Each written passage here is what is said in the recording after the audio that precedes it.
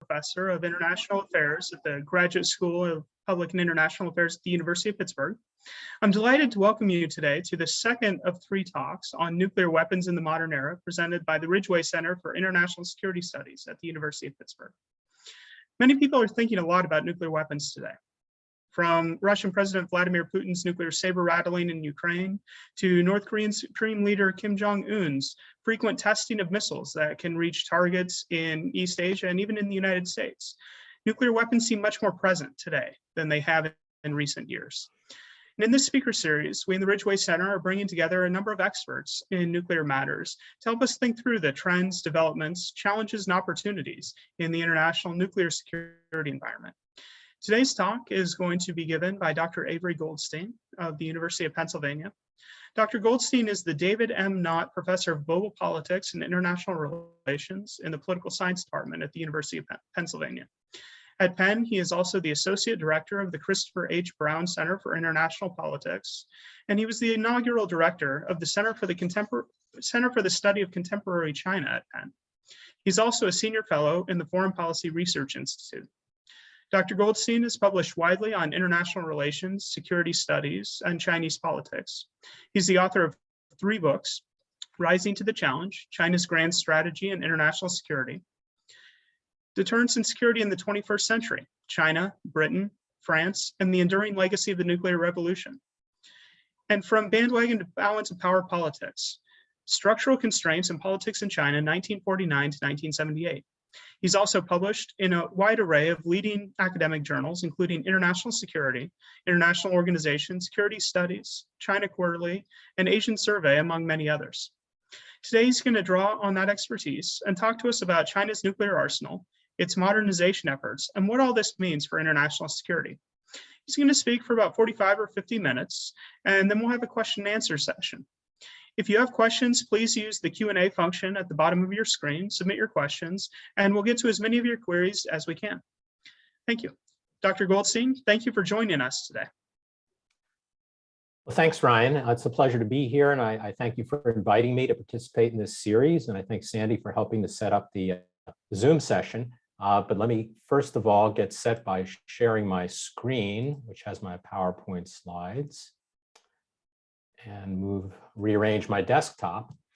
Ryan gave you the reason why this talk, I think, is probably more important today than it would have been a year ago.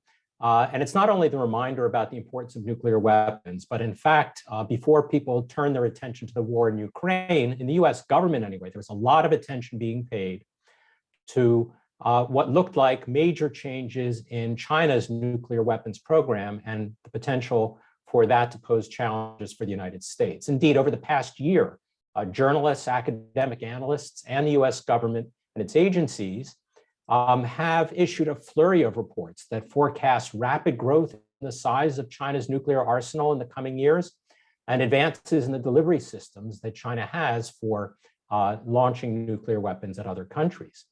These new forecasts talk about a dramatic transformation of China as a nuclear power, from a country with a rather small arsenal that has been a second-tier or second-ranked nuclear power, something like Britain, France, India, and Pakistan, to a country with a large, fully modern arsenal befitting a nuclear superpower in the league of the United States and Russia.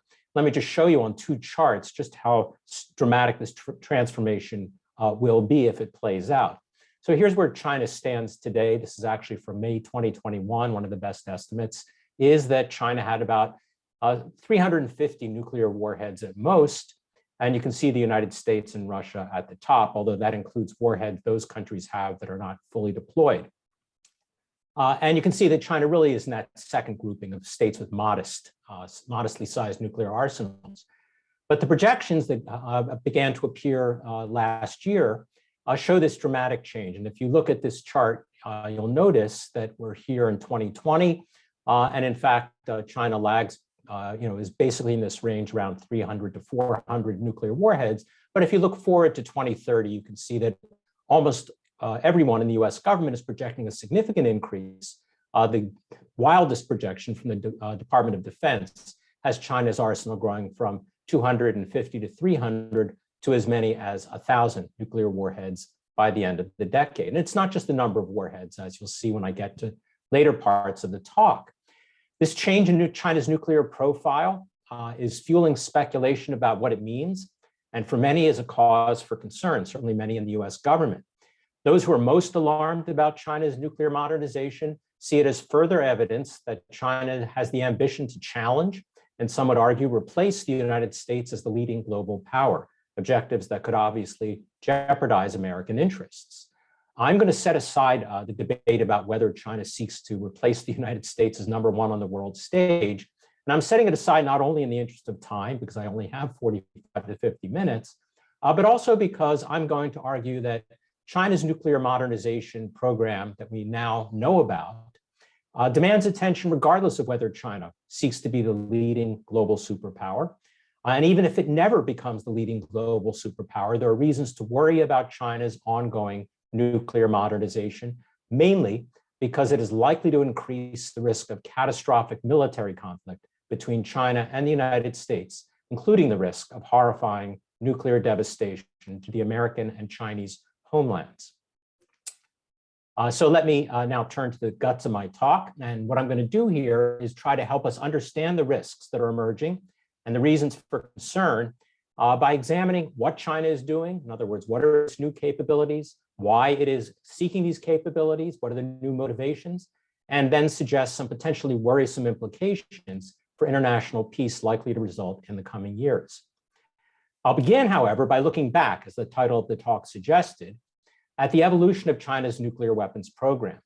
I look back in order to make clear that China's current nuclear plans are built upon the capabilities and experiences of the past, but also because this will provide a contrast, making clear that China's current plans reflect the fact that both China and the world today are fundamentally different than they were in the mid-1950s when Mao Zedong and his colleagues made the decision that China absolutely needed to develop its own nuclear weapons. So to underscore both the important continuities as well as significant changes, I'll start by discussing the evolution of China's nuclear weapons program. And I'll do this in three parts, three periods, historically speaking, and then suggest why the most recent developments that are drawing attention may be reason for serious concern. So the three periods, just to give you a kind of a look ahead for those of you who are going to zone out at some point. The first period I'll discuss is the Cold War era, 1950 to 1990, during which China was poor and weak, and the leaders of China faced very serious existential security threats, meaning threats to the very survival of the new regime, the People's Republic of China, that the Communist Party established in 1949, existential threats from the world's two superpowers. The next period I'll discuss is the post-Cold War era from roughly 1990 to 2010, 2 decades during which China's economic growth accelerated and its military power also increased, but it did so in a world that was clearly dominated by just one superpower, the United States. Though it was basically a benign setting for China, it was one in which China began to recognize the potential dangers an unchallenged American superpower might one day pose for China's vital interests. And then the third period is today, or really the current era, which I see beginning not with the war in Ukraine, but roughly around 2010, a period in which China had risen enough economically and militarily to begin separating itself from the pack of other big countries in the world that had been in the rear view mirror of the United States for roughly 2 decades when the world was clearly unipolar, one superpower.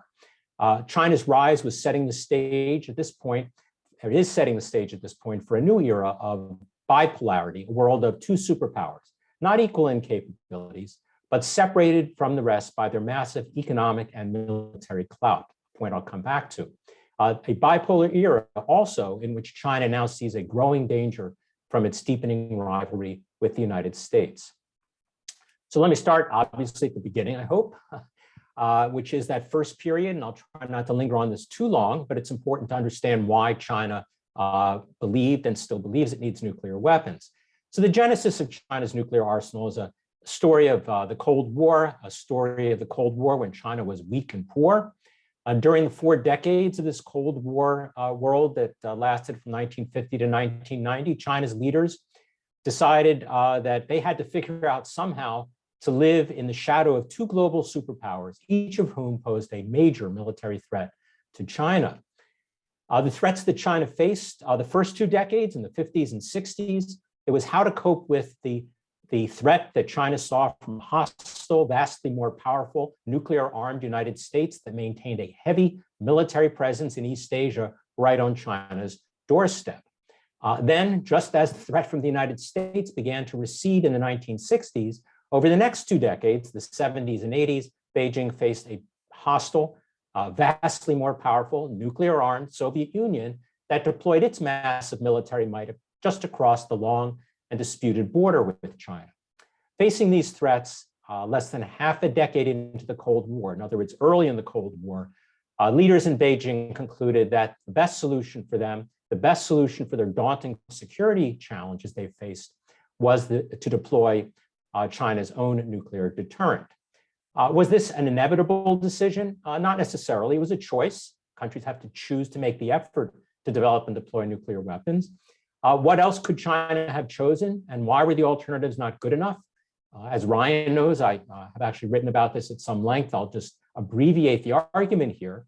The first alternative, if China wanted a different option than developing and deploying its own nuclear arsenal, was to count on an ally. And indeed, in February 1950, China had signed a security treaty with the Soviet Union, and the Sino-Soviet alliance meant that China would count on a powerful patron to protect China's interests. This is an attractive approach because it's cheap, it's affordable.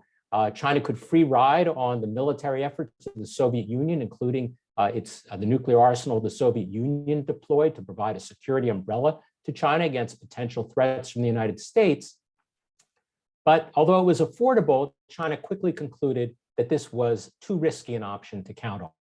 Because at the most dangerous moments for China in the 1950s, 2 crises in the Taiwan Straits with the United States, when the Eisenhower administration rattled its nuclear saber to get China to back down and posed a threat to China, China's Soviet ally failed to step up to the plate on China's behalf. And this experience convinced Mao's, he already had some suspicions about the reliability of his partner, but these experiences convinced Mao and his colleagues that they had to worry that their Soviet ally, however powerful it might be, could abandon China when China needed Soviet help most. If China doubted they could rely on an ally, in other words, if this option wasn't good enough, could they have done something else besides develop nuclear weapons? If they faced an existential threat from one of the superpowers? And indeed, there were other options, at least one could imagine them. One other option would have been for China to invest more heavily in conventional military capabilities, to build up a large, modern, conventional military that would somehow discourage a superpower from challenging China's vital interests. The problem with this was you dialed the clock back to the 1950s, and China was a country that was very poor, not just weak, but had been a country that had been devastated by domestic turmoil for decades, as well as the Japanese invasion and occupation of China. And this was not something that the Chinese leaders could consider a realistic option. They could simply not develop and deploy conventional military forces that would ensure China's interests against the kind of threat that it faced from first the American superpower and later the Soviet superpower. But there's a third option, and this is the one that the Chinese talked a lot about in the 50s, 60s, and even into the 1970s. And that was that the regime headed by the Chinese Communist Party could rely on what they had demonstrated they could do to provide for security during the Second World War when Japan occupied China, which was to organize a national resistance, rely on a citizens' militia to wage irregular warfare against any enemy, however powerful, that might occupy China, and inflict enough pain and suffering that eventually that country would decide to leave. But unfortunately, this approach, while it was clearly affordable and it was something realistic in the sense that China's leaders knew that they could pull this off, this approach really was not good enough to deal with the plausible security threats that China faced from nuclear-armed superpowers, first the US, again, and later the Soviets. Because neither the Americans nor the Soviets ever had any idea of invading and occupying China. They understood that that was just not a feasible task to undertake. The real superpower threats that China faced to its vital interests were coercion, the kind of nuclear blackmail that China faced in the 1950s from the United States, The possibility that not using nuclear weapons, a superpower could conduct airstrikes against China, or it could conduct a very limited conventional military operation to seize a slice of China's most valuable territory. And for those kinds of threats, for China to say, don't do that or we'll mount a national resistance, that's just not a response that would be very effective. So given the unworkability or the infeasibility or the unaffordability of these alternatives, China's leaders concluded that, in fact, what they needed to do was build an independent nuclear deterrent. And indeed, the decision was initially made in January 1955. The Chinese Communist Party, under the leadership of Chairman Mao, decided that their best option was to develop and deploy their own nuclear arsenal because they were convinced that only this would provide China with an affordable and effective way to deal with the very daunting security challenges it faced from the superpowers. Once this decision was made, China pushed ahead, and it wasn't easy because China was a poor country. They had limited resources and they were technologically at a disadvantage, but they pushed ahead and they even made the sacrifices necessary to ensure they could deploy a nuclear arsenal when their Soviet ally, because in the 50s, of course, the Sino-Soviet alliance was still intact, they pushed ahead even when the Soviet ally reneged on its previous promises to help China develop nuclear weapons. In other words, China was so determined to do this, they were going to make whatever sacrifice was necessary to ensure that they could have a nuclear deterrent.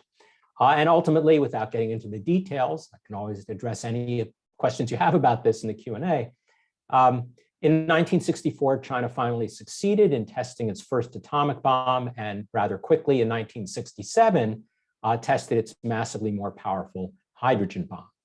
So they demonstrated the capability, but how did China's leaders expect that its nuclear arsenal, which was actually going to be small and rather backward compared to those of the superpowers, how did they expect this nuclear arsenal to deter much more powerful nuclear-armed superpower adversaries? And the answer was set forth right from the beginning, from the time that China tested its nuclear weapons in the mid-60s. China, as it conducted those tests, began to outline its doctrine.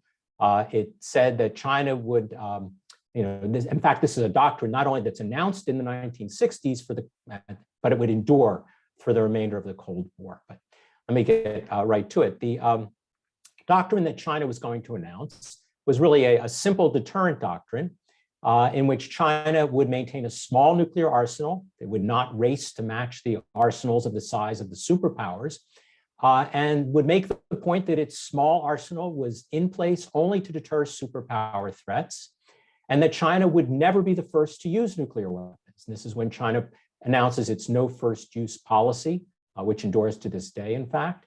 But China also made clear, while it had a no first use policy, if others did attack China with nuclear weapons, China would definitely launch a retaliatory strike, inflicting devastating punishment on its adversary. Now, I got to insert a note here about this no first use policy, because from the very beginning, no adversary could be sure that China would, in fact, stick to this policy in the heat of battle if a desperate China were facing a catastrophic defeat, even if the adversary had not yet used nuclear weapons. What this meant was China's nuclear capability, even though China didn't say that it would use nuclear weapons first, likely deterred a much wider range of attacks against China than just attacks using nuclear weapons. Even if a superpower adversary limited itself to conventional forces, it would have to tread cautiously in confronting China's vital interests. So with this idea of the purposes its nuclear deterrent would serve, what did China's Cold War nuclear arsenal look like? It was small, I said that already. How small? Very small, almost certainly on the order of 20 to 30 nuclear warheads for most of the Cold War, maybe by the end, upwards of 50 nuclear warheads. But it wasn't just small, it was, as it says on the slide there, opaque, which is just a fancy word for saying they weren't transparent about the nature and size of their arsenal. They hid as much as possible the warheads that they were deploying, so any enemy couldn't be sure it had accounted for everything that China might use to retaliate if an enemy would try to wipe out China's nuclear deterrent in a first strike. China also tried to confuse adversaries who might think about trying to disarm China's nuclear capability about the real numbers by deploying dummies and decoys. that might turn out to be nuclear weapons. An adversary wouldn't know, and so would have to hit a larger target set. Not just opaque and not just small, but that China was determined during the Cold War to make sure that the nuclear warheads they deployed were very frightening. It says they're terrifying warheads, because deterrence for China was resting on the instilling in the adversary this fear of horrifying retaliation.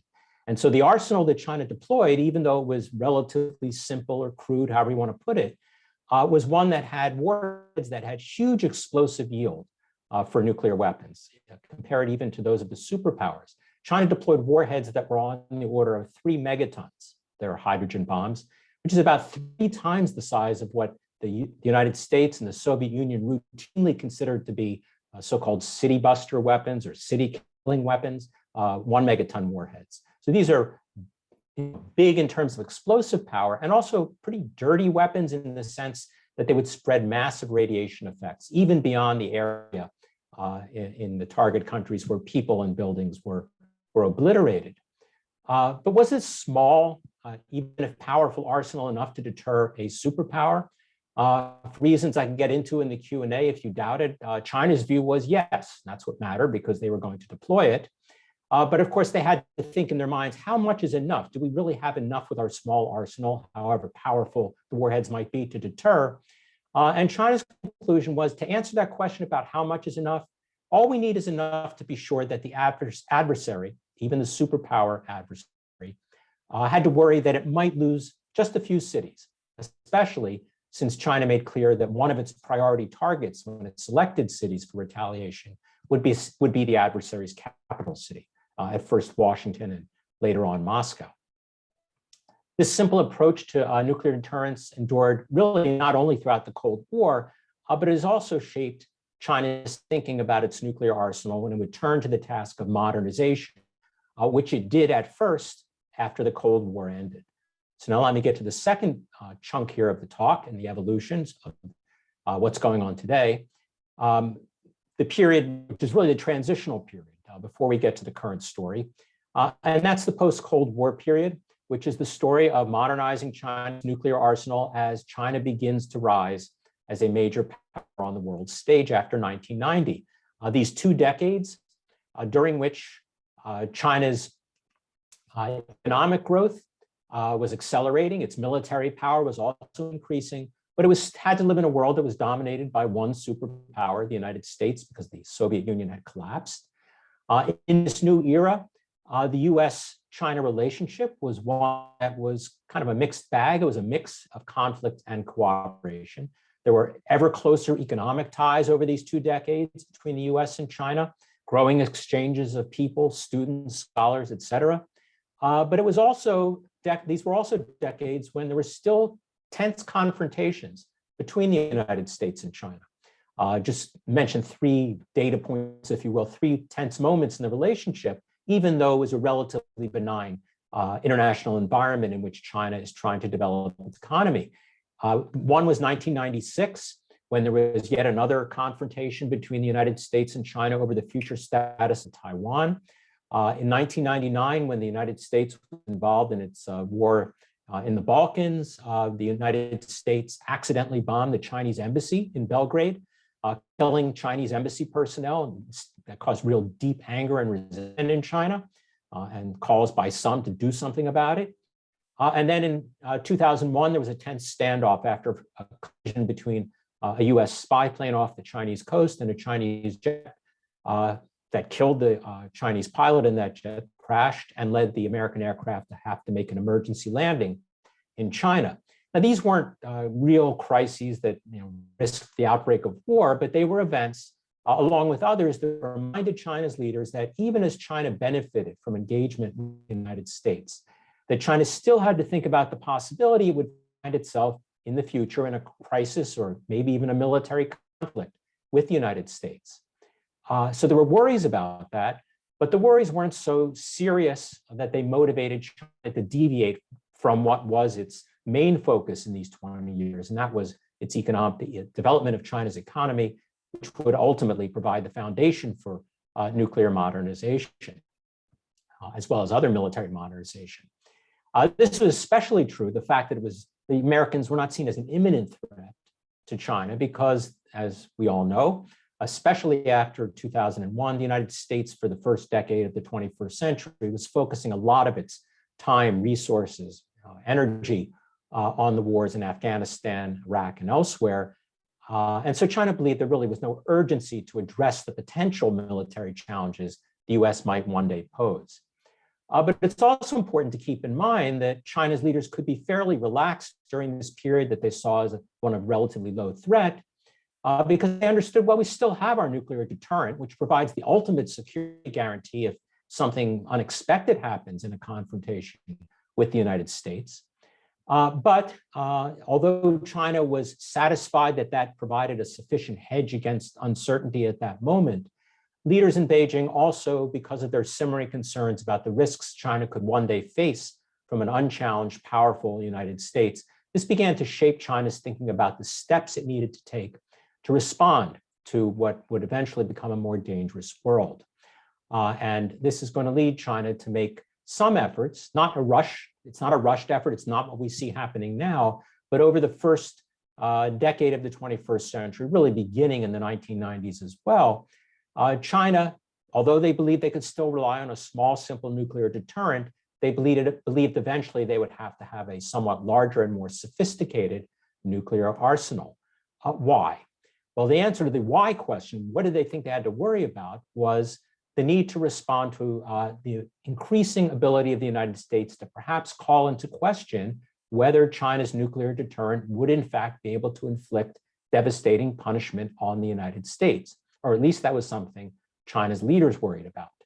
Because the United States in this period was deploying weapons whose impressive precision or accuracy raised the possibility they could pose a growing threat of an effective American first strike against China's small nuclear arsenal.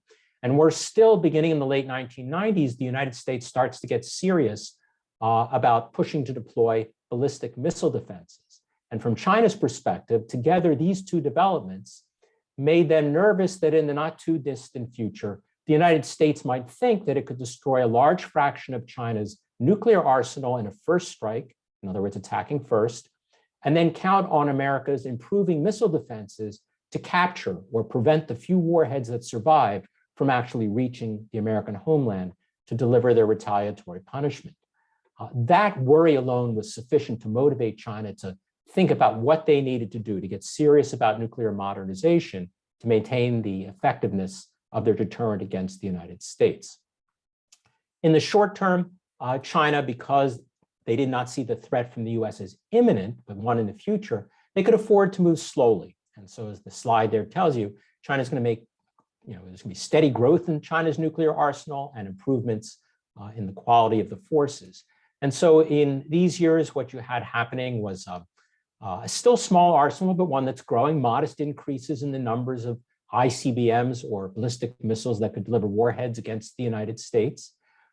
China was determined to maintain uncertainty about the numbers and the size of its arsenal, so it's still opaque. So the Americans would have difficulty being sure they had accounted for all Chinese nuclear warheads. But China also begins to roll out, almost literally roll out, road mobile systems based on land. It's kind of like flatbed trucks, sort of, on which launchers are placed and then they pop up in the event they're going to be used. They move around. And therefore would be more difficult for the United States to track and target at any first strike. But these are being deployed in relatively small numbers in this period. But it is a step in the direction that China is going to move more aggressively after 2010. And in addition to continuing with small numbers, lack of transparency, new systems that are moving around, China also began to invest a lot in research and development for new systems beyond land-based missiles that China expected in the future to ensure that the Americans would have an even tougher job if they hoped to be able to neutralize China's retaliatory clout. And so this is the period where China gets serious about trying to engage in research and development so that they could roll out a fleet of submarines that could launch ballistic missiles, as well as looking ahead to a future in which China would have aircraft, bombers, to deliver nuclear missiles against the United States. Again, these are things that are really going to come to fruition in the current period. But if you look at that chart that I had put up before, again, the period I'm talking about here is 1990 to 2010, and you can see the most reliable estimates are actually these light blue dots on this line here from the Federation of American Scientists. And as you can see, not very significant increases in numbers. And it's only really around here that you get China even rolling out some of those mobile land-based systems, the DF-31. But I don't want to get hung up on the kind of nuts and bolts of China's nuclear arsenal here. But nevertheless, you can see it's not yet an arsenal that's expanding rapidly or really improving in quality very much. That's going to change as we enter the current period. China's current nuclear modernization is not the story of a rising China, it's the story of a new superpower China emerging. And in this period, which as I think I said at the top, some refer to as the post-Cold War world, since 2010, China's economy and to a lesser extent its military, even if they haven't caught up with the United States, they're not close to catching up yet, we're putting China into the same league as the United States. And that's why, as I said before, we are entering a world of two superpowers. And my guess is some people may doubt that or wonder, what's the basis for those claims? That would take a long diversion from today's topic, but let me just show you two visuals that I think capture this. This has to do with economic capabilities and gross domestic product, not a perfect measure. But this is from, I think, 2019 or 2020. There's some lag in when these things get reported. This is the size of the economies, basically. The United States, not surprisingly, is blue, and China, again, not surprisingly, is red. And all the other big countries are the other colors. And you can see the United States and China clearly set apart, even much larger, China's economy being substantially larger, 3 times the size of Germany and Japan, probably more than that today. And much larger than the other economies in the world. And in terms of military capabilities, these things are even harder to chart and measure. But again, the United States and China, the United States in blue, and this chart for some reason, China in orange, you can see that they are set apart from the others. So I hope that's sufficient to convince you that, I don't have to hammer home the point that China and the US now stand apart from the rest in some important ways. So in this new world, what kind of situation does China face? After 2010, China was clearly emerging as the lone potential challenger to the United States or the international dominance of the United States. As a consequence, the United States and its relations with China and China's relations with the United States become more fraught, become more competitive. They each become more suspicious of the other. And what had been 20 years of an era of engagement between their economies and people began to give way to an era of sharpening rivalry. And what you see in this period are the first clear signs of change in the fundamental nature of US-China relations. The first indications, in fact, come from the United States as it became concerned about what the implications were of China's rise regionally in East Asia and eventually around the world. And this first indication was in the Obama administration in 2011, when it undertook something that was labeled, perhaps inaccurately, the pivot to Asia, when the United States announced that it was shifting its strategic focus, strategic priority, if you will, from the Middle East and Southwest Asia to the Asia-Pacific region, the region that was seen as the world's most vibrant and a region in which China's shadow was looming ever larger. China saw this shift in American strategic priorities as increasing the urgency for it to think about the implications for their country's security. And of course, this is not a one-way street. It takes two to tango. And on the Chinese side, the new leader in China in 2013, Xi Jinping, began ramping up the country's program of military modernization across the board, focusing mainly on the forces that would be crucial in any confrontations with the United States in the Western Pacific. And so China really focuses on modernizing its naval forces, its air forces, its missile forces, its space forces, its cyber forces, and of course, relevant to today's talk, its nuclear forces. China did this because after 2010, it saw the US shifting its priorities in a way that were designed to check China, or as the Chinese put it, prevent China's rise, that the United States looked like it was going to be treating China like an adversary and not just a competitor. and that the United States was trying to contain China, just like the United States had contained the Soviet Union during the decades of the Cold War. And all that meant was that confrontations with the United States looked like they were increasingly likely in the coming years, and China had to prepare for it. This gets worse, not to deviate from the nuclear story too much, but this relationship deteriorates further after 2017. In the United States, when President Trump took office, he cemented a fundamental redefinition of the American view of China. For the first time, the United States drafted defense guidelines, the US government did, that explicitly labeled China as a revisionist or disruptive great power that threatened American interests around the world. And to China's chagrin, when President Trump left office, lost the election, and President Biden took office, China's hopes were dashed that things might improve, because despite all of the domestic, bitter, partisan political divides in the United States, it soon became clear that this newly confrontational American approach to China was reflecting a bipartisan consensus that was going to be carried forward into the Biden administration. And indeed, the Biden administration has just released its own defense guidelines that explicitly single out China as the biggest threat to the United States' security interests in today's world. So as relations are worsening between the US and China, China's leaders become determined to respond to the threat they perceive. They also became more confident because of the growth of their economy that continued in the 2010s, became more confident that they could muster the resources required to act on those plans that were being thought about in the previous 2 decades to undertake a major military modernization for China, including a modernization of its nuclear arsenal.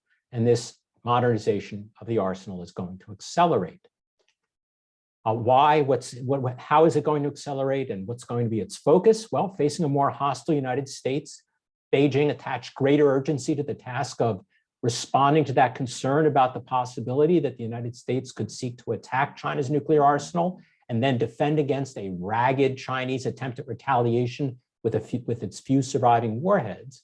To foil those fantasies in the United States from China's perspective, China became determined to ensure that American leaders would realize that no matter how much American forces had improved in terms of their targeting accuracy, that there would be no way an American president could be confident that the American homeland could escape horrific nuclear punishment from China's nuclear retaliation. This perception of a deteriorating security environment, a better armed and more hostile United States, is what's motivated Beijing to speed up its nuclear modernization program. And indeed, it's been doing several different things. So let me just highlight some of these major changes in China's current nuclear modernization push.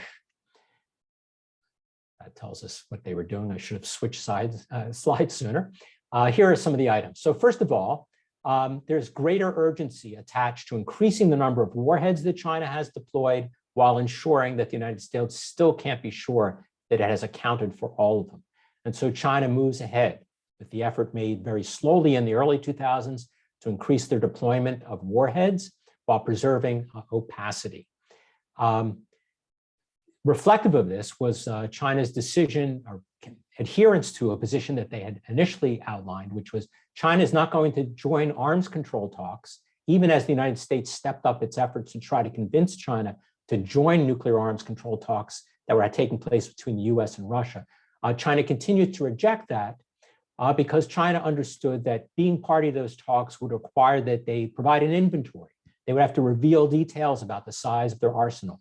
And that's exactly what they don't want to do. They don't want to give the Americans a firm sense of the number of nuclear warheads China has. Another way in which China has more recently been trying to maintain a lack of transparency or opacity about the size of its arsenals is it has begun to dig a lot of holes. You may have seen these reports a couple of months ago that satellite photos, even these are civilian satellites that picked this up, showed hundreds of holes being dug in the ground that are clearly missile fields, silos in which ballistic missiles can be installed at some point. And China does this because you can dig the holes quickly, and they've dug hundreds of holes quickly.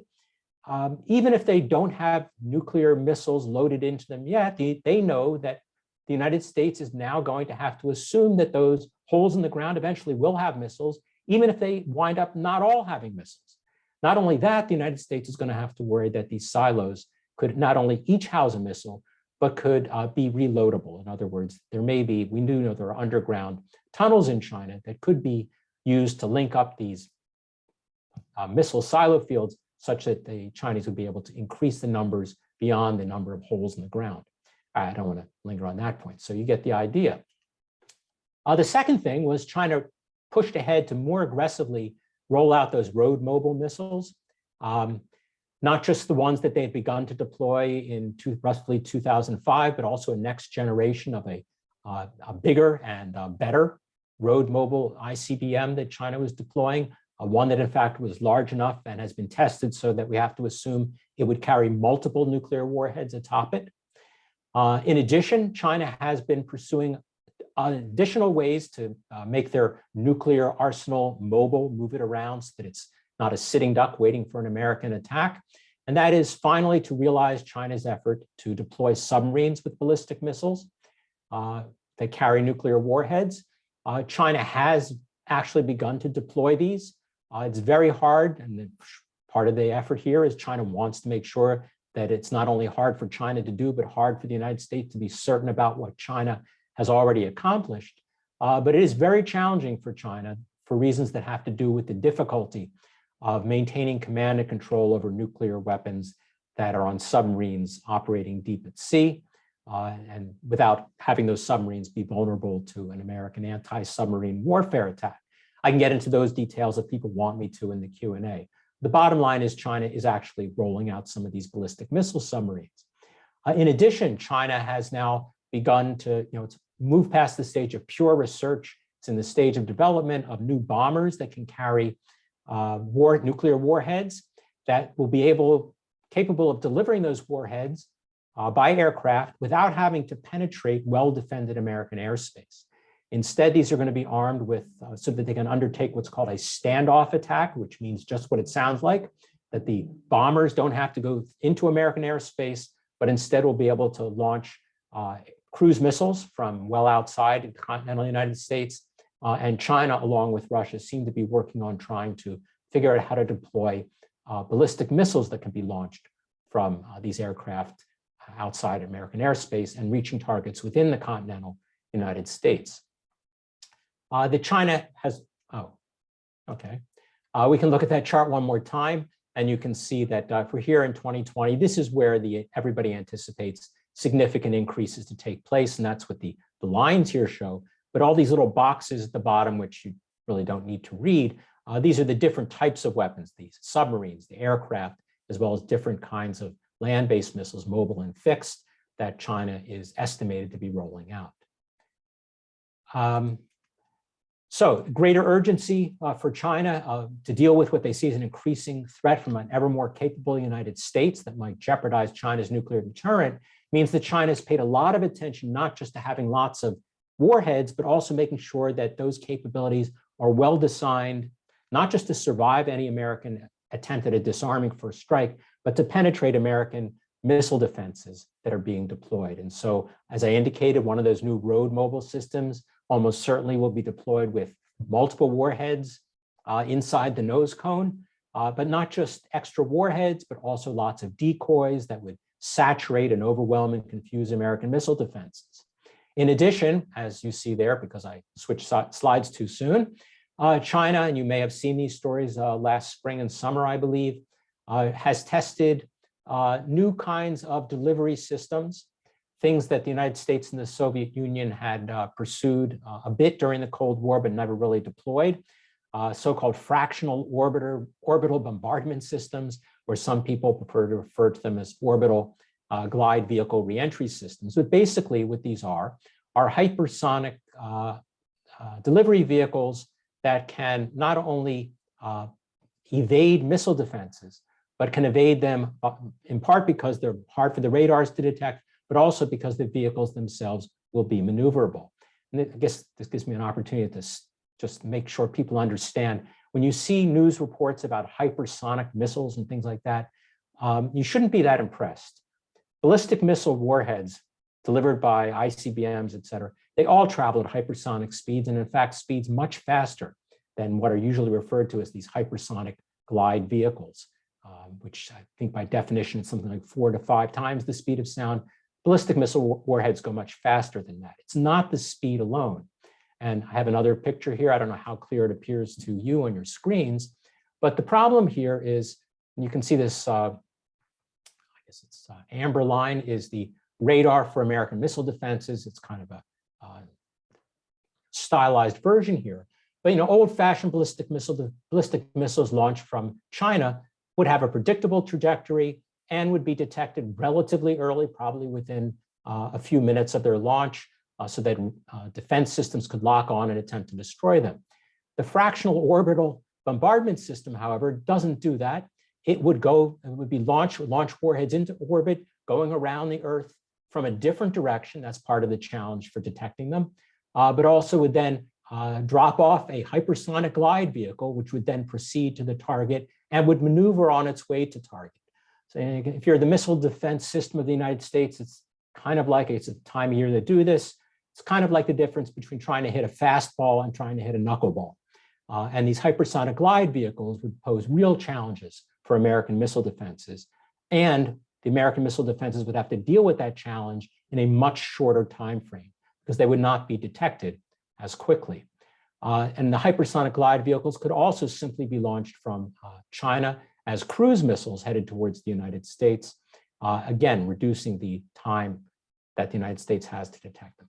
Okay, I won't linger on that because I suspect that's hard to actually digest simply looking at a picture, because I want to get to some of the implications here of all these efforts that China is now making.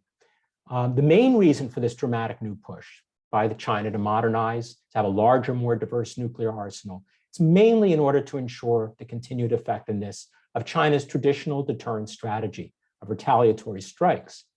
But there are some straws in the wind that as China's capabilities grow, they may be considering significant changes in their nuclear strategy. And as it says on the slide here, that this is pretty speculative. We know some of these ideas are being debated within China, mainly in unofficial discussions among Chinese military security analysts that kind of feed into the debates outside of China about what China might do. But among the various things that people think China might be thinking about is this idea about the usefulness of its nuclear arsenal as it becomes larger and more diverse for more than just retaliation. Most of this speculation focuses on what's called escalation dominance in crises and limited wars. And this is where the Ukraine question might be relevant. We can come back to that in the Q&A. But the argument here is that people see the possibility that China would use its more robust nuclear deterrent to try to ensure wars near its homeland remain conventional if China decides to use military force, and then focus on preparing to win those conventional wars while ensuring that the other side, and of course the other side in these cases is the United States, wouldn't dare escalate to the nuclear level. That in other words, China's nuclear forces would provide the shield, while China would use its conventional weapons, swords, as its conventional capabilities are improving also to prevail in something like a crisis or a war in the Taiwan Straits. As I said, this is speculative, it's possible, but I don't want to linger on it too long because it's not what China is doing right now. What China is doing right now, in other words, what we know as opposed to what we think might happen, is that China's leaders have clearly demonstrated and explicitly stated that they are determined to do whatever it takes to ensure China maintains its credible nuclear deterrent threat against the United States. And for China, that means that they need to massively increase the quantity, quality, and diversity of its arsenal. What does that mean for the rest of us? What are the implications here? And why did I say at the beginning that this modernization effort that China is now undertaking should be cause for concern? What is there to worry about? Well, there's one key worry, for me anyway. I think the most worrisome implication are the effects that are going to follow from China's efforts on what's called strategic stability, which is a mouthful and it's a bit of jargon, but basically what that means is that strategic stability means in a crisis between two sides that have nuclear weapons, that both sides prefer to wait and talk rather than rush to use force. If that condition prevails, you're in a condition of strategic stability. Unfortunately, what China is doing in terms of its nuclear modernization program, and to be fair, if one wants to be fair, what the United States is doing with its nuclear modernization program, that these developments are likely to undermine whatever strategic stability exists today. China's new nuclear weapons, the ones that it's going to be deploying in the coming years, increase the risks that there'll be great pressures and temptations to use force early when there's a serious crisis between the United States and China. And it's in those kinds of crises and confrontations before really war has broken out that's the genuine test of strategic stability.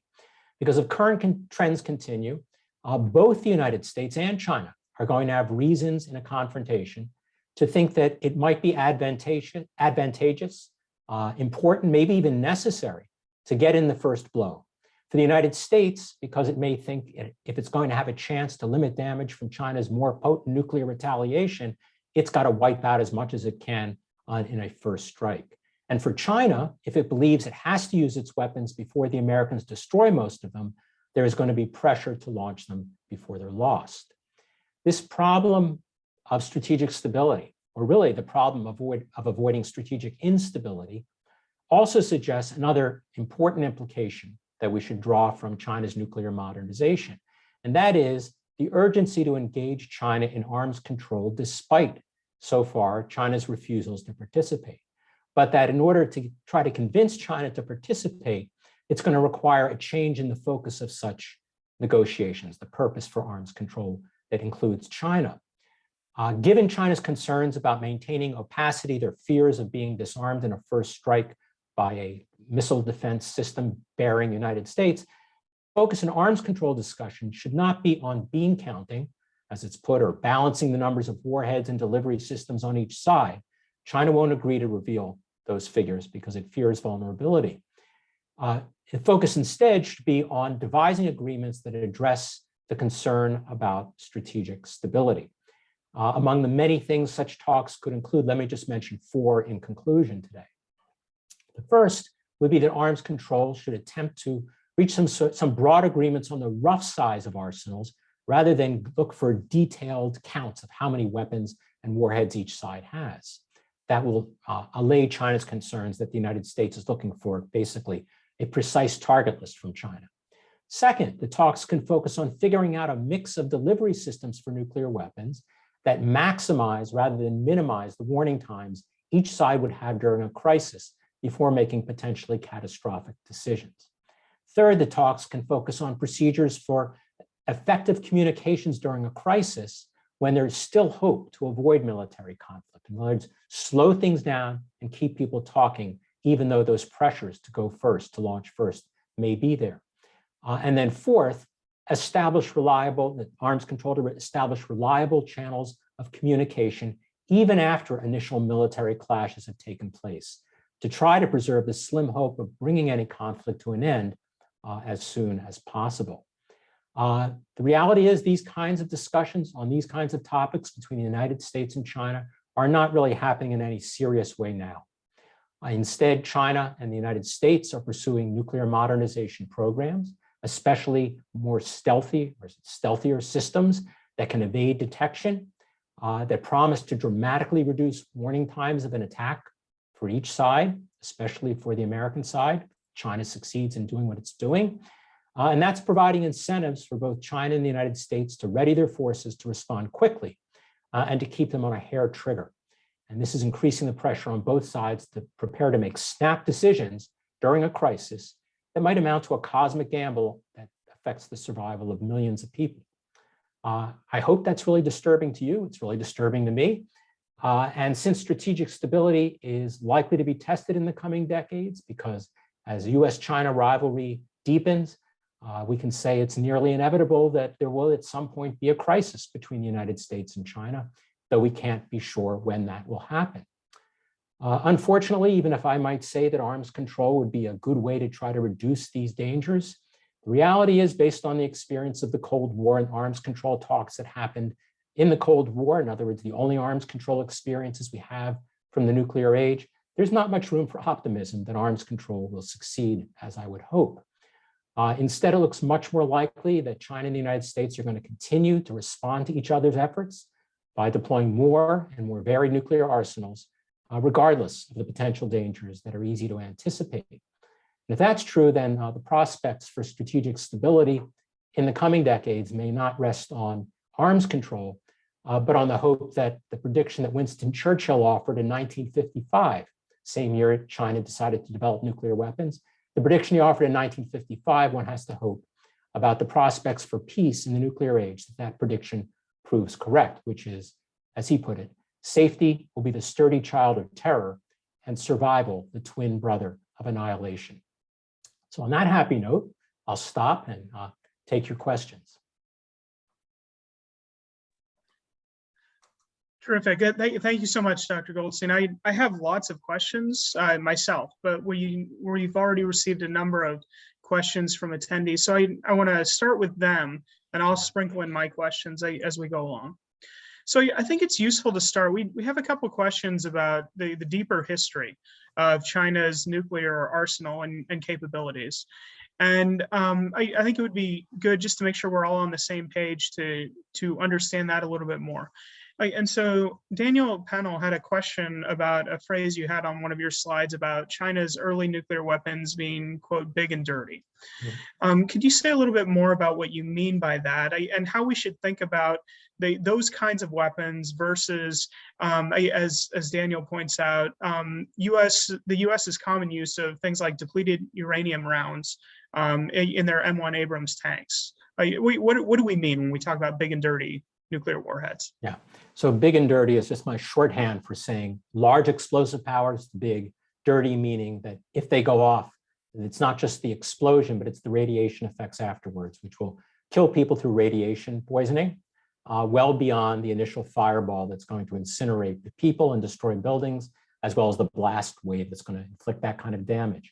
And the weapons that China decided to deploy, because they only had a small number, were in fact mostly the ones that would go intercontinental distances, were designed to be big and dirty, to ensure that they would inflict as much damage as possible, threaten to inflict that damage against the country that had attacked China's vital interests. These are bigger than most of the weapons that certainly the United States deployed. The United States made the decision that 1 megaton warheads was kind of the standard, even though the United States and Russia, both the Soviet Union, both tested much larger warheads. They decided that they could carry out the retaliatory strikes effectively enough using somewhat more accurate warheads that hit more precisely the targets they're aiming at, with sufficient explosive power and radiation effects that was horrifying enough. So that's what big and dirty meant. China had to worry that their warheads might not land, might not hit the White House, but if it lands on Union Station, that's close enough, to put it crudely. In terms of depleted uranium, this is kind of a controversial topic about whether depleted uranium really poses a serious threat of radiation, and I'm not an authority on this, but my understanding was that depleted uranium was not so much used for its nuclear effects as for its kinetic effects, though I think, I'm guessing, Ryan, you know more about this than I do. Yeah, I mean, they were just much more powerful projectiles to fire. So great. So I actually misattributed that question. That was posed by an anonymous attendee. Daniel Pennell actually asked a question that follows on closely to what you just spoke about. And he's curious about the timeline of China's development of delivery systems. So early on in the Cold War, after China developed nuclear weapons, how did they actually plan to use them? When would they be able to use them against, say, the United States or the Soviet Union? Or was the intention to deploy them on their own territory in response to a conventional invasion? The answer to the last one is no, although I suppose that would be possible. I don't think that had anything to do with their thinking. If there was an invader in China, they would, I think, rely on people's war, national resistance. So that's a good question, because a lot of people forget that just because a country demonstrates the ability to detonate a nuclear warhead doesn't mean they can deliver it against the adversary they want to deter. And when China started its development program, of course, it was most worried about the United States. That posed a huge challenge that, in fact, if China's adversary had remained the United States, it was really only in the late 1970s early 1980s that China was getting to the point where it had missile systems that would be able to deliver warheads against the United States. But in a sense, China got lucky in being unlucky, but well, I don't know how to put this, but once the main enemy for China became the Soviet Union, the systems didn't have to travel quite as far. But even so, it wasn't until the mid-1970s that China had missiles that would be able to reach the part of the Soviet Union China had to reach to inflict the kind of retaliatory punishment it wanted, in other words, to reach Moscow.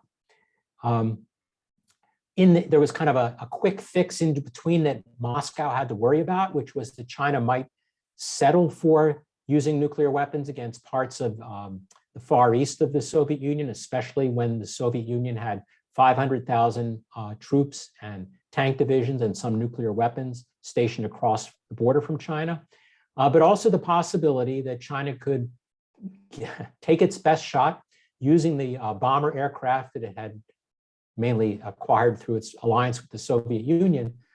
Even though they couldn't make the round trip to China, leaders in Moscow would have to worry that a desperate China would send as many of those bombers as possible with nuclear warheads on a one-way mission aimed at dropping the bombs from whichever bombers made it through or might make it through on the Soviet Union's European cities, including Moscow.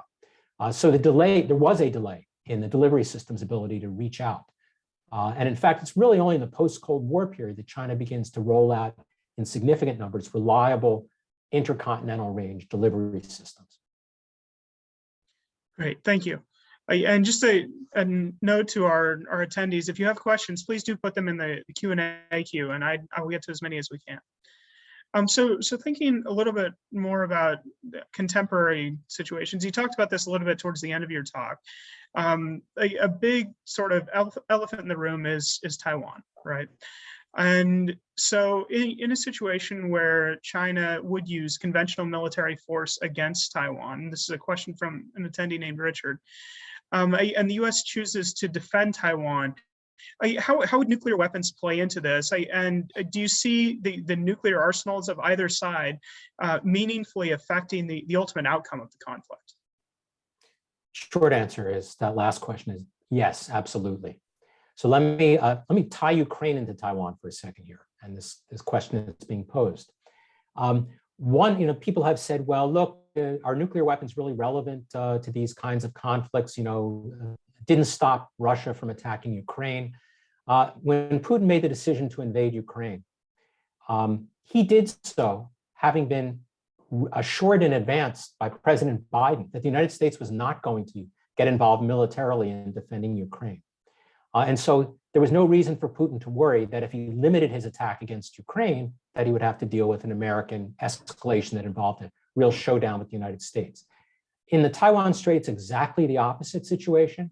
Leaders in China, the military in China, they've understood for years that if they plan to use military force against Taiwan, they expect that they will have to deal with American military intervention in the conflict.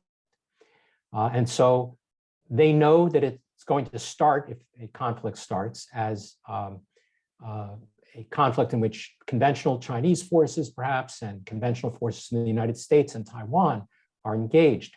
But both sides, and the Chinese side as well, not just the United States, understand that looming over that crisis, and then if it becomes a military conflict, will be the danger of escalation to the nuclear level.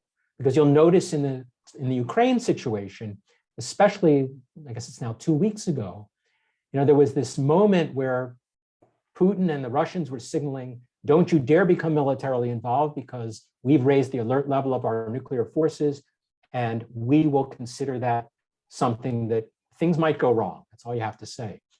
For the United States, President Biden wisely early on said, keep in mind, Russia, that we have NATO commitments to the other countries, basically saying to Russia, you better limit it to Ukraine. If you use your forces beyond Ukraine, you risk escalation to the nuclear level.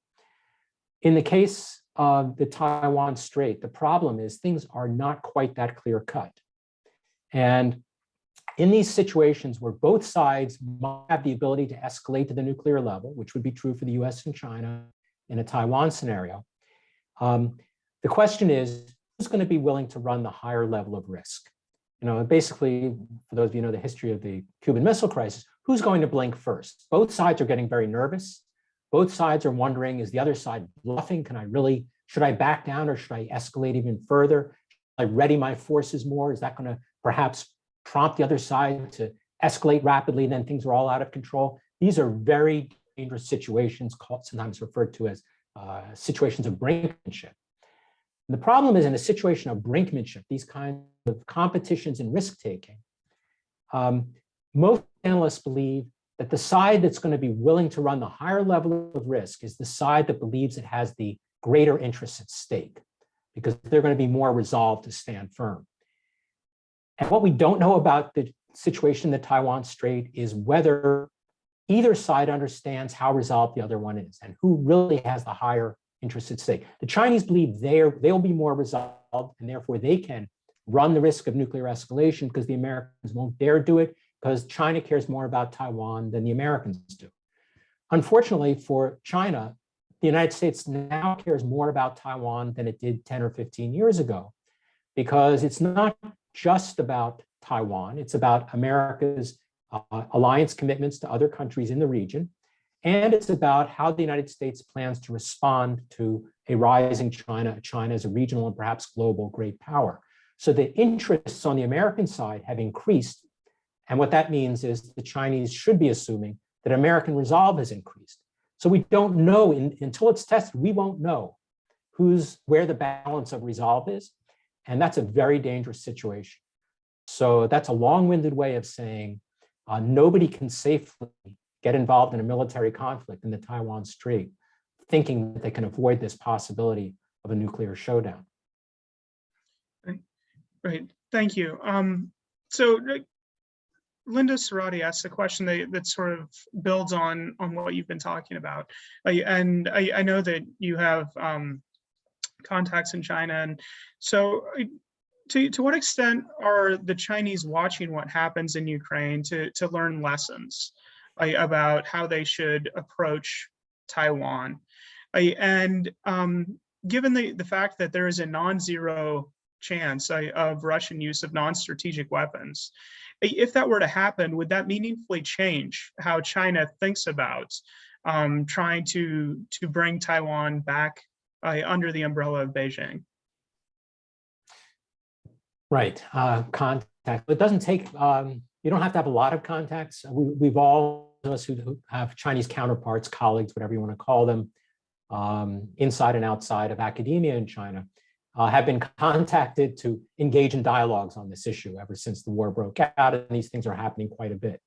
In fact, I was involved in one last evening. The Chinese are drawing all sorts, trying to draw lessons, although they wisely, and I think we wisely, realize this hasn't all played out yet. This is an ongoing story.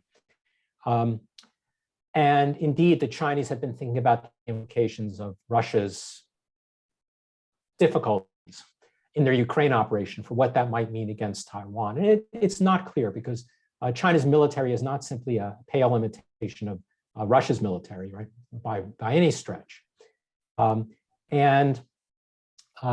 Taiwan is not Ukraine. Taiwan is an island, which means the people on Taiwan will not be able to leave Taiwan the way the Ukrainians have back. Many of them have left the country.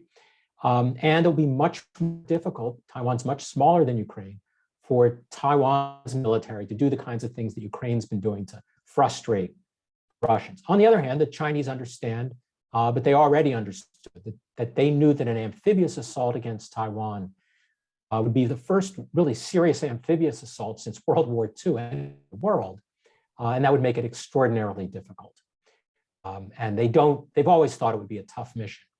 They have not traditionally thought about using, you call them non-traditional weapons, call them various sorts of weapons of mass destruction against Taiwan, because they view Taiwan as part of China, and they want to get Taiwan, as if they get it back, as intact as possible. However, there's also implicit in what you're saying is, how would China react to Russia's use of chemical, biological, or tactical nuclear weapons, battlefield nuclear weapons in Ukraine?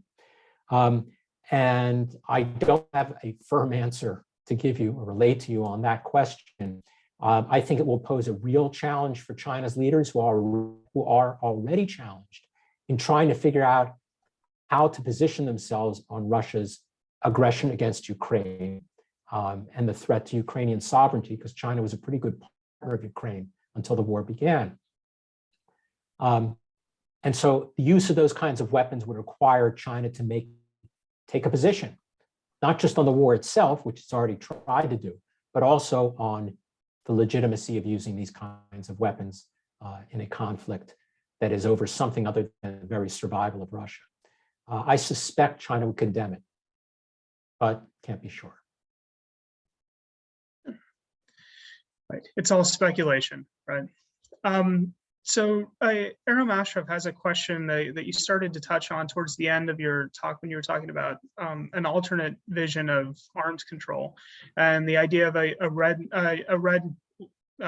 hotline to connect U.S. and Chinese political elites, military elites. And you said that this is really important. To what extent does there exist meaningful contact between either the political leadership or the militaries of the two countries today? Great question.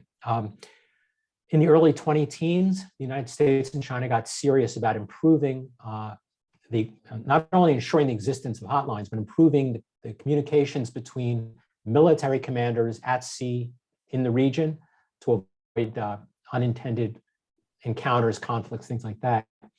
The hotlines have been put into place, both between the political executives in both countries and between the defense leaders of both countries. The problem has always been that when, in peacetime, it's no problem. President Obama, President Trump, President Biden, they have talked using these communications with the leaders in China. The problem has been those moments of tension that I mentioned that occurred previously between the US and China. During the crises, the American side has had a lot of trouble getting the Chinese side to pick up. When I say a lot of trouble, I don't mean like, busy signal and then you call back and you get through, that you're put on hold for a little while. I'm talking about days passing before they could get a response. And obviously that's not what you want. My implicit what I was saying was the existing channels of communication, which technically are there and could work, aren't being used. And so there's got to be a lot more attention to making sure that these means of communication are available and will be used by both sides when they most need to be used. Great. So I want to insert one of my questions here. So throughout your talk, the focus was largely on the US-China dyad. But the U.S. is engaged in lots of efforts with East Asian partners, working to bolster the Quad, for example, with India, Australia, and Japan. South Korea is there as well. To what extent do regional concerns play into how China thinks about developing, modernizing, and considering potential use of their nuclear weapons? So it's not only what China thinks about it, what Japan and South Korea think about, as well as the United States. So it plays a big role because China views American military forces in the region, including not just personnel and their dependents, but also the actual weapon systems that are deployed in East Asia in allied territories as part of the American threat to China, including the threat to China's nuclear arsenal. And that explains China's outsized anger at the American decision to put THAAD missile defense systems in South Korea, which were designed to deal with North Korean missiles. China saw that as kind of the leading edge of American missile defenses being deployed in the region. The US also deploys missile defenses on ships that are near Japan, as does Japan. So it views this as part and parcel. These allies are part and parcel of the American threat. And in the context of the Ukraine crisis, China has responded not so much officially, but mainly in official media outlets by pointing out that Russia's concern about NATO expansion is not unlike China's concern about the strengthening and expansion of American military influence in allied countries in East Asia. And so what that means for China is, yes, they take into account not only what the United States is doing, but what its partners are doing in ways that might support the American military effort. But also from the Chinese perspective, this makes American bases in allied countries, as well as American bases in places like Guam, fair game in the event of a conflict, whether using conventional forces or nuclear forces. Thank you. So turning back to the question of arms control, an attendee posed a question that highlights a point that China often makes when asked about joining agreements. And the point is that they have such a small arsenal compared to the United States, Russia. And you outline some ways to potentially get around that kind of objection towards the end of your talk. And they make sense from an American perspective. To what extent would you expect that the Chinese would be receptive to this alternate way of thinking about arms control, especially given what we've seen recently over the past several years, right, with respect to Xi Jinping's increasing sort of, I guess perhaps we'd call it sort of pride assertion of Chinese power and prestige in the international system? So I don't have high, I said towards the end, I don't have high hopes for this working. But in addition to the failure of arms control during the Cold War, one of the lessons is you got to keep trying. And my suggestion would be that what you try to do is establish regular working dialogues between the two countries' governments, which there are lots of these dialogues going on, not on nuclear weapons, but lots of dialogues and interactions going on prior to 2017. They frayed and almost collapsed completely during the Trump administration. They have not yet really been revived in the Biden administration. So my view would be you build from those, you try to keep hammering home to the Chinese why it's in their interest to want to participate in talks that wouldn't be designed to spy on China and count their weapons so that we can target them, but to reassure China about the stability of the nuclear balance in the sense that neither side's going to escape destruction. And I do think eventually China, when we started arms control talks with the Soviet Union about anti-ballistic missile systems, first generation ballistic missile defenses, the Soviet Union said, we're not talking about that. That's crazy. If we can defend ourselves, we want to defend ourselves. After years of hammering home the story to them in discussions, eventually they understood and agreed to these restrictions. My guess is that's the way it happens, if it happens at all, with China. And I think eventually it might, but it will depend also on the United States not insisting on being able to verify the precise number of weapons that China has deployed, which means you might wind up with an agreement that says something like, China agrees that it will deploy somewhere between 900 and 1,300 nuclear warheads and no more. And they will permit us to carry out inspections, either through satellite means or through actual inspections, so that we're confident that they're sticking in that range. That's a pretty wide range. Because with nuclear weapons, the exact number really doesn't matter, as long as you have enough. And it would require the Chinese side to accept that it's probably going to be the case that the United States will say, all right, you've got 900 to 1,300, whatever I said. We in the United States are going to still have 1,500. The Chinese probably would be indifferent to that. And so I think there is an opportunity there. Whether the US and China can seize it's an open question. Great. So one of the issues that's obviously been at play in the international system, it's the reason we're meeting on Zoom today, is the COVID pandemic. And China's had a unique experience with that. And right now we're seeing lots of domestic tension about continued lockdowns, but there's been need to expend a lot of resources in dealing with that problem. And it's also sort of highlighted some domestic fractures within China. To what extent does the recent experience with the pandemic inform or affect how China thinks about its security policy generally, whether with respect to sort of funding all of the modernization that you referred to, or in terms of its outward versus inward focus? Right. The pandemic has reinforced two things which are concerning. One is it has made China more concerned about the outside world, meaning the United States and its allies, taking advantage of China at this moment. In other words, it's made it more concerned about external threats. It's also made China more determined not to be dependent on technologies from the outside world. And so, as I think many people in this audience probably know, China had already begun programs that were more determined so that China becomes self-sufficient, not in food and things like that, but in leading edge technologies, so that China could modernize its military without counting on importing some crucial components, including advanced semiconductors, et cetera, that are essential for some of these leading edge weapons, including in the nuclear arsenals and their delivery systems. The problem is China can't do this easily.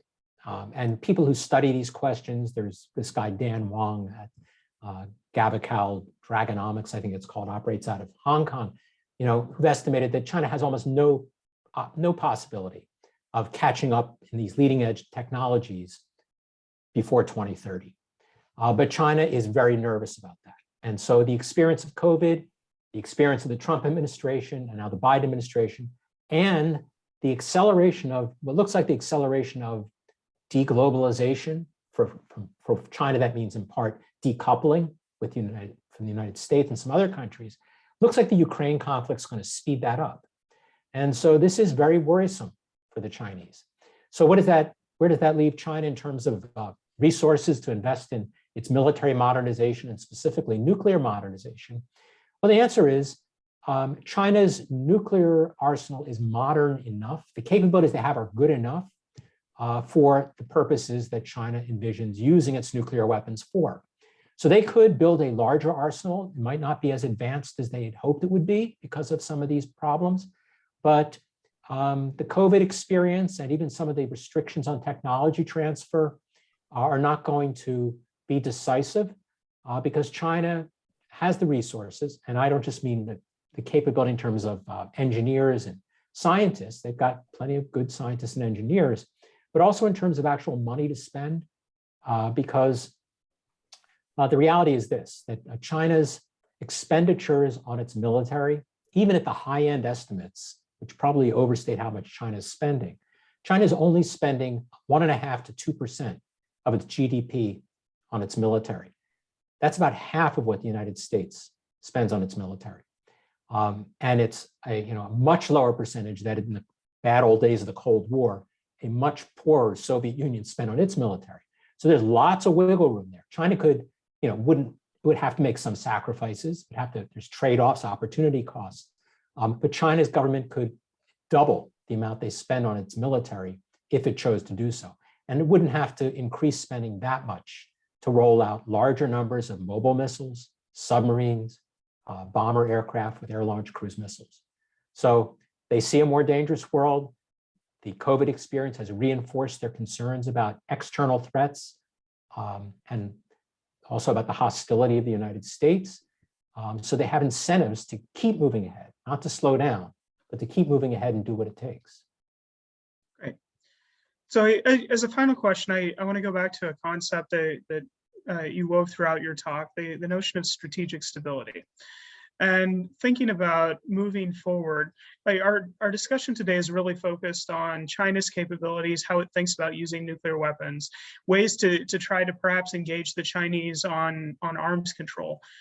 To what extent is that the proper focus when we're thinking about strategic stability, given the American refusal to declare a sole purpose nuclear doctrine or a no first use, continued effort to build up missile defense capabilities? Strategic stability, it's a dyadic concept, right? To what extent is the US itself, in the way that it approaches its nuclear arsenal, its doctrine, in its relationship with China, undermining strategic stability? Yes. I mean, that's the short answer. It's the truth. I mean, this is part of what fosters insecurity in China on the nuclear issue. And this is not all that recent.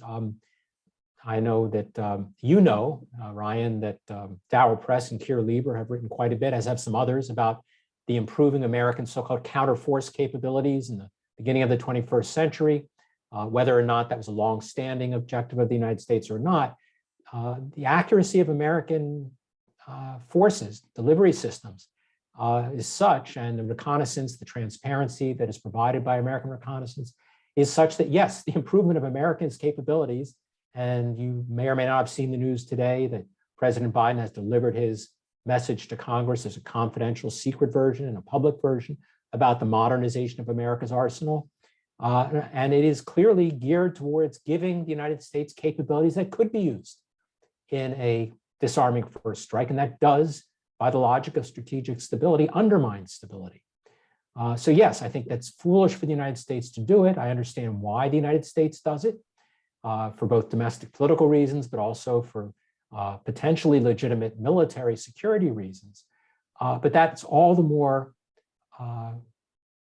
motivation in my mind for trying to get important thinkers from both sides' security establishments in a room so that they can contemplate the implications of these choices that they each are making separately, that in fact are weakening strategic stability.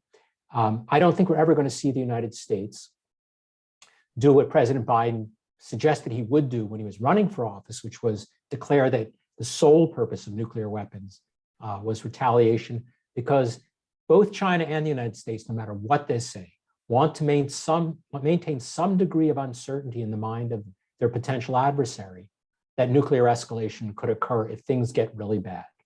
That if they're, so that the other side doesn't think it's safe to push in other ways, because the other side promises it'll never be first to use nuclear weapons. So I don't think the United States will do that. China will still continue to talk the talk, I think, about not using nuclear weapons first, but in part because they know that no adversary would take that promise as ironclad. So not exactly a happy note to end on, but I think it's an important note to bring home. So thank you very much. We've run out of time. As I mentioned at the beginning, this is the second of 3 talks that the Ridgway Center is hosting on nuclear weapons in the modern era. Our third and final talk will be on April 12th when we have Dr. Rachel Whitlark of the Georgia Institute of Technology. She'll be talking about counterproliferation and specifically the use of force to prevent other countries from developing nuclear weapons. I do want to plug a new